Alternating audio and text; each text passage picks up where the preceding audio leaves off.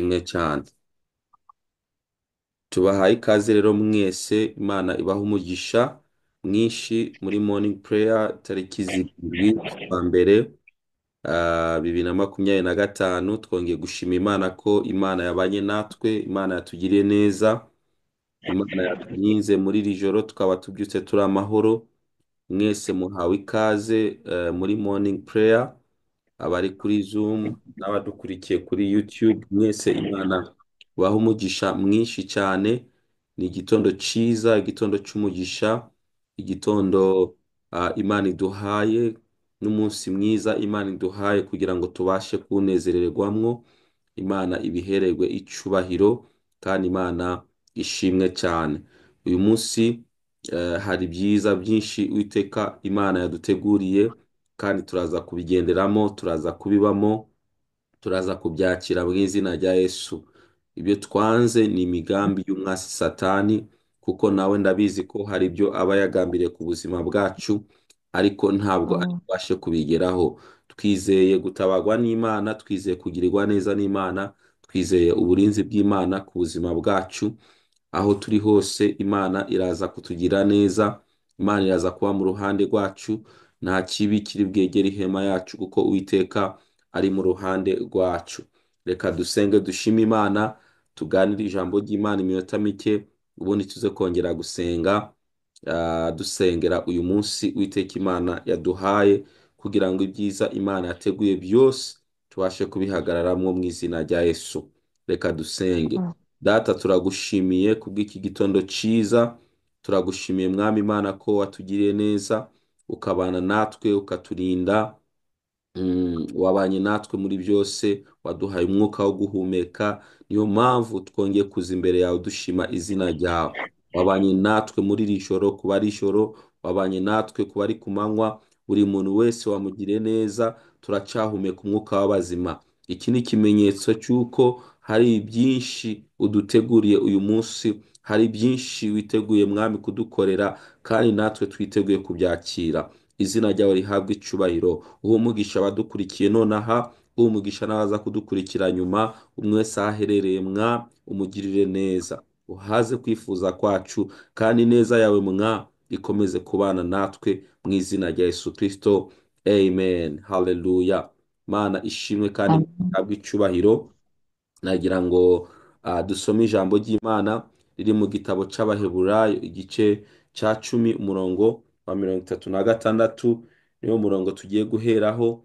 Abaheburayo igice ca 10 umurongo wa 36, Bibiliya iravuga ngo kuko mukwiriye kwihangana kugira ngo nimumara gukora ibyo Imana ishaka muzahabwe ibyasezeranijwe.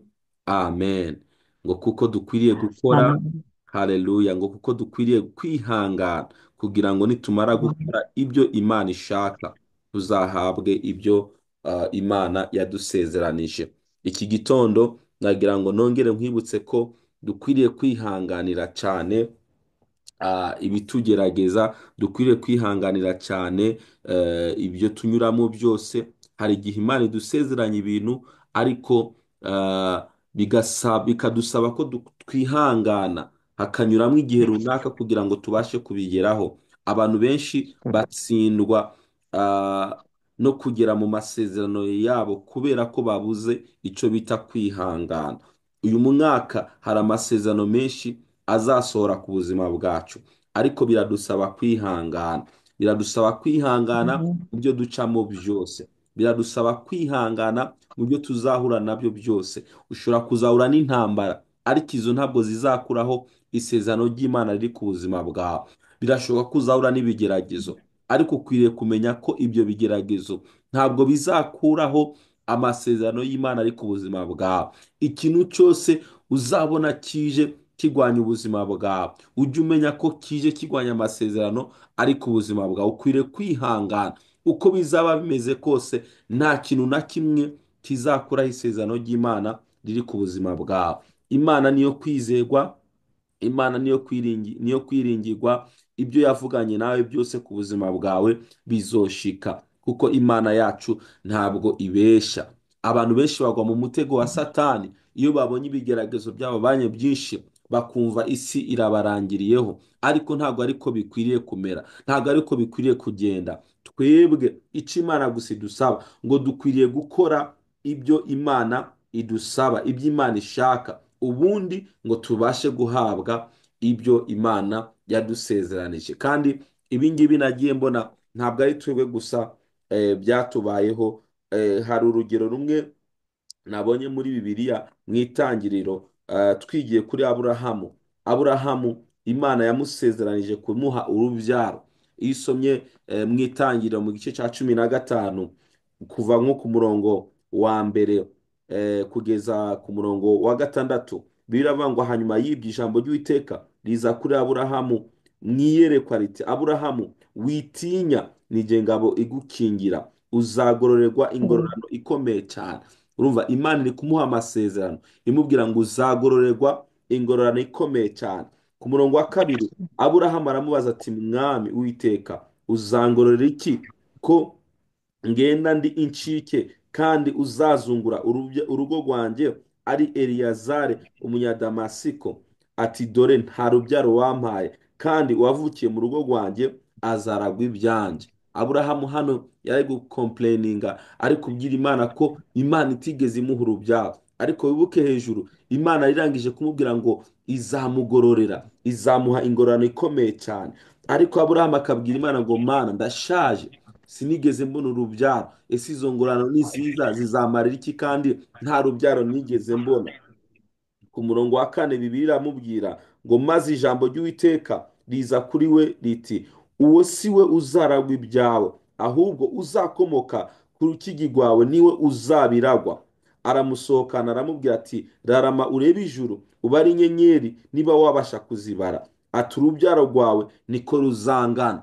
Imana ishimwe cyane. Imana imuha isezerano iramubwira ngo, Aburahamu nibyo urashaje, ariko ibyo uri kwibwira muri wowe, wibwira ko umuntu uri mu rugo rwawe ari uzaragwa ibyawe, ntabwo ariko bimeze. Nguhaye isezerano, nzaguha urubyaro.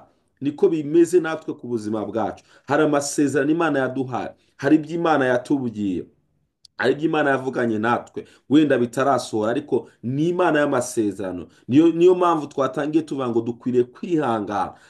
Kwihangana ni imwe mu ntwaro abera dukoresha kugira ngo tubashe kugera mu masezerano yacu. Aburahamu hano Imana irangije kumuha isezerano, ariko kubera kutagira kwihangana, kwihangana byaramunaniye. Usimbukiye ku gice cya 16 tubona ukundi kuntu byagenze kubera ko kwihangana kwasa.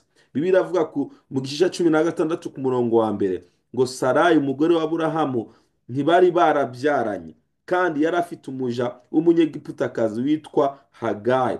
Sarayi abwira Aburahamu ati, dore Uwiteka yanyimye urubyaro.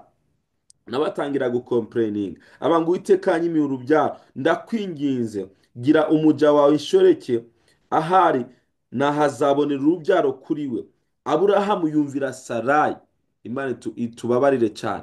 Aburahamu yumvira Sarayi, yemera gushakana n'inshoreke n'umujyakazi wo mu rugo rwe, kandi Imana yaramuhaye isezerano yuko izamuha urubyaro izamuha umwana. Ariko kubera kutihangana bituma afata imyanzuro idakwiriye. Abantu benshi bafata imyanzuro idakwiriye kubera kutihangana. Nagiye mbibona kenshi, abantu bafata imyanzuro idakwiriye kubera kutihangana. Ugasanga umukobwa atinze kubona umugabo, ahise afata umwanzuro udakwiriye, ashakanye n'umugabo uwo ari wese abonye, urugo rukamubihira, agasigara abayeho nabi, afite agahinda, afite umubabaro. Kubera iki? Kubera ko yanze kwihangana.